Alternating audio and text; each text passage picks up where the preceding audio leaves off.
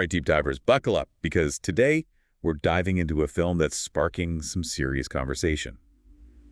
We live in time. Oh, this one's going to be good. I've got my notepad ready. Hit me with it. So imagine this: Andrew Garfield and Florence Pugh as a couple navigating a terminal cancer diagnosis. Heavy stuff, right? Intense premise for sure. And knowing those two, probably some incredible performances coming our way. Exactly, and that's what everyone's talking about. Critics are raving about the raw emotion, especially from Florence Pugh. Pugh's on fire lately. What'd you pick up on about her performance in this one? One review called it, and I'm quoting here, heart-wrenchingly real. Apparently, there's this scene where Amut, her character, breaks down after receiving a tough diagnosis. They said Pugh just nails that mix of anger, fear, you name it. Oof, yeah, that sounds like a tough one to watch, but so powerful if she pulls it off. It's that authenticity that seems to be the film's strong suit. Critics are saying it's not just about the big dramatic moments, but those smaller, quieter interactions that feel genuinely relatable. I love it when films nail those little moments. It's often what makes a story truly resonate, like you're actually glimpsing into someone's life. Did you get that sense from We Live in Time? Absolutely.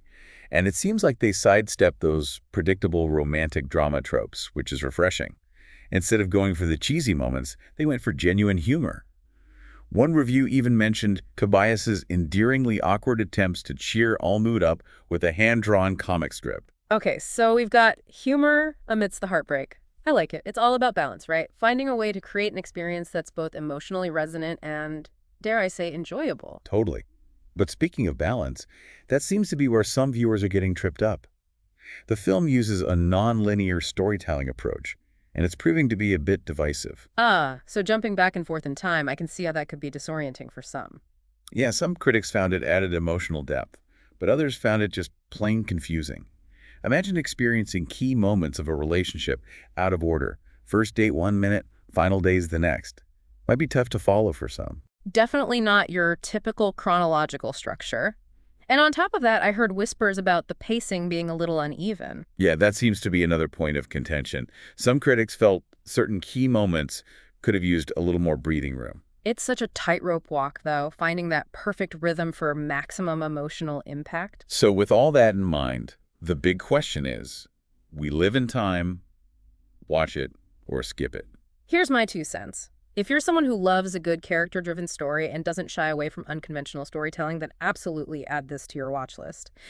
The performances alone, from what I'm hearing, are worth the price of admission. However, if you're someone who needs a clear-cut timeline and prefers your narrative straightforward, this one might not be your cup of tea. Solid advice. It's all about knowing what kind of cinematic experience you're looking for. So deep divers, here's a final thought for you to chew on. If you were in Almut or Tobias's shoes, how would you want your story told? Linear, non-linear, a little bit of both, something to ponder. Until next time, happy watching.